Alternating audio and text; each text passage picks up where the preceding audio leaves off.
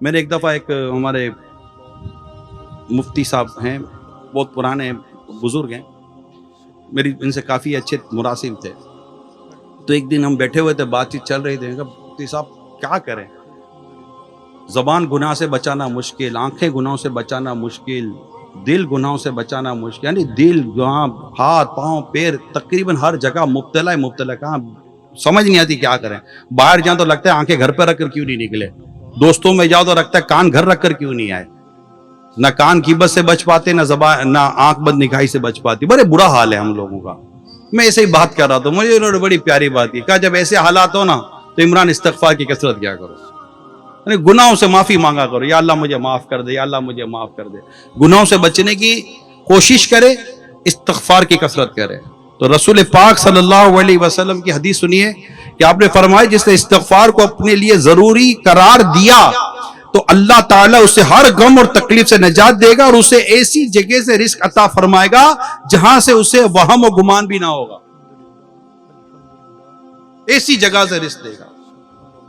اور آتا ہے تقوی اختیار کریں، ہم استغفار کریں، اللہ کے دین کے لیے وقت دیں، اللہ کے دین کے لیے وقت دیں. اللہ پاک راستے کھول دیتا ہے. کوئی آپ کے کام کو وقت دیتا ہے، آپ کتنے خوش ہوتے ہو. کوئی آپ کے کام کو وقت دیتا ہے، آپ کتنے خوش ہوتے ہو. تو جو اللہ کے دین کو وقت دے گا، اللہ پاک اس سے کتنا راضی ہوگا. جو آپ جس سے راضی ہوتے ہو اسے آپ اپنی اوقات کے مطابق نوازتے ہو، اور جس سے اللہ راضی ہوتا ہے اس سے اپنے رحمت کے مطابق نوازتا ہے.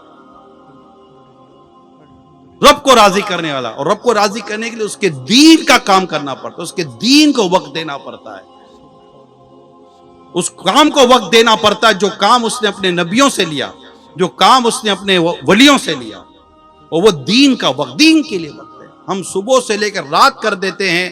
ایک بار رات کو سونے سے پہلے یا بستر پر جب بھی آپ جاتے ہیں جانے سے پہلے آپ ایک بار چلے سر پر ہاتھ تک کے ہی ایک بار سوال کر لیں، آج کے پورے دن نے تو نے دین کو کیا وقت دیا، اپنے مذہب کے لیے کیا کیا. میں وہاں سول کوریا میں تھا، وہاں کی یونیورسٹیز کے اندر کافی پی ایچ ڈی کے اسٹوڈنٹس تھے، ان کے ساتھ ایک میٹ اپ تھا. وہیں کسی مسجد کے اندر ہم جمع ہوئے تھے. وہ طرح طرح کے اپنی پی ایچ ڈی مجھ سے ڈسکس کر رہے تھے، فلاں پر پی ایچ ڈی کر رہا ہوں، فلاں، سارے تقریباً پی ایچ ڈی کر رہے تھے، ہمارے یہیں کے تھے، اہل محبت تھے. تو میں نے کہا آپ پی ایچ ڈی کر تو لوگے، لیکن کبھی سوچا کہ آپ کی اس پی ایچ ڈی سے، آپ کی اس کوالیفیکیشن سے آپ کے دین کو کیا فائدہ ہو رہا ہے. اچھا اب میرا منہ دیکھ رہے ہیں. یعنی ان کے لیے گویا کہ ایک نیا کوشچن تھا، یہ ایک نیا سوال کیوں قائم ہو گیا کہ آپ کو اللہ نے جو نعمت دی، اللہ نے آپ کو جو صلاحیت دی، اللہ نے جو آپ کو عقل دی، اللہ نے آپ کو جو سہولت دی ہے، اللہ نے جو آپ کو جو بھی اللہ نے آپ کو نعمت دی ہے، اس نعمت کو ہم اپنے دین کے لیے، اپنے رب کی رضا کے لیے کتنا استعمال کر رہے ہیں. اور اس کی ایک برکت یہ ہے کہ جتنا ہم اپنی صلاحیتوں کو اللہ کے دین کے لیے استعمال کریں گے، اللہ پاک اس صلاحیتوں میں اور برکت عطا فرما دے گا. عقل استعمال کرے اللہ عقل میں برکت دے گا، وقت کو استعمال کرے اللہ وقت میں برکت دے گا، مال کو استعمال کرے اللہ مال میں برکت دے گا. یعنی جو چیز اللہ کے نام پر خرچ ہو جاتی ہے نا، یا میں یوں کہوں کہ جو شے اللہ کے نام پر قربان ہوتی ہے، اللہ پاک اسے برکت عطا فرما دیتا ہے. میں اس کی مثال دیتا ہوں آپ کو. بکری کتنے عرصے میں بچہ پیدا کرتی ہے؟ ایک ٹھیک ٹھاک مہینے لگتے ہیں، ایک پیریڈ ہے. ایک ساتھ کو ایک بکری 10 بچے نہیں پیدا کر دیتی. گائے، مرغی، یہ سارے مطلب ان کی ایک ڈیوریشن ہے انڈے دینے کی، بچہ پیدا کرنے کی. کتیا ایک وقت میں کئی بچے جن دیتی ہے، ٹھیک ہے. ایسے کئی جانور جو ایک وقت کئی بچے جن دیتے ہیں.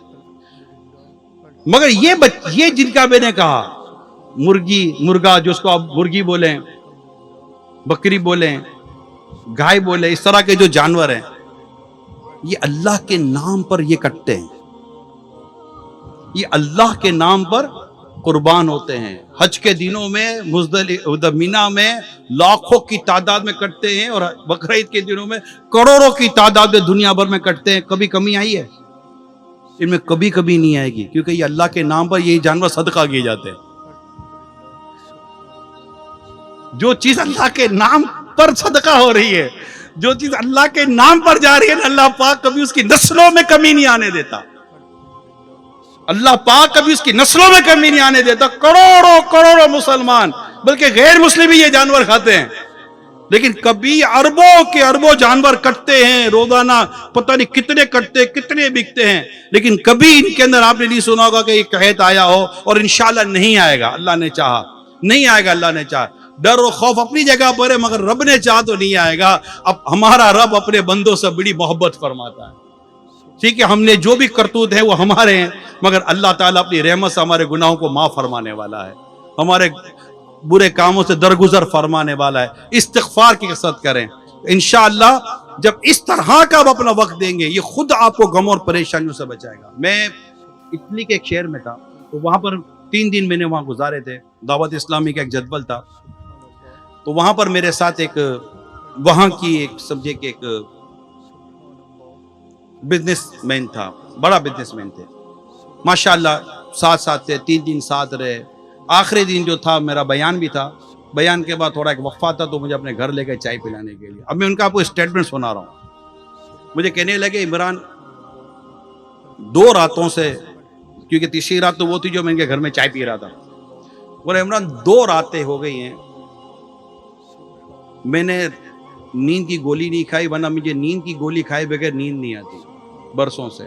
2 دن سے میں آپ کے ساتھ ہوں اور مجھے نیند آتا ہوں، مجھے نیند آ جاتی ہے، انشاءاللہ آج بھی آ جائے گی۔ میں نے کہا کتنے برس ہو گئے؟ تو اتنے سالوں سے میں نیند کی گولیاں کھا رہا ہوں۔ میں نے کہا ڈاکٹر بھی آپ کو کوئی ایسی دوائی شاید نہیں دے گا کہ آپ کی نیند کی گولی یوں چلی جائے گی، یہ دین کے کام کی برکت تھی جو آپ کی نیند کی گولی چلی گئی۔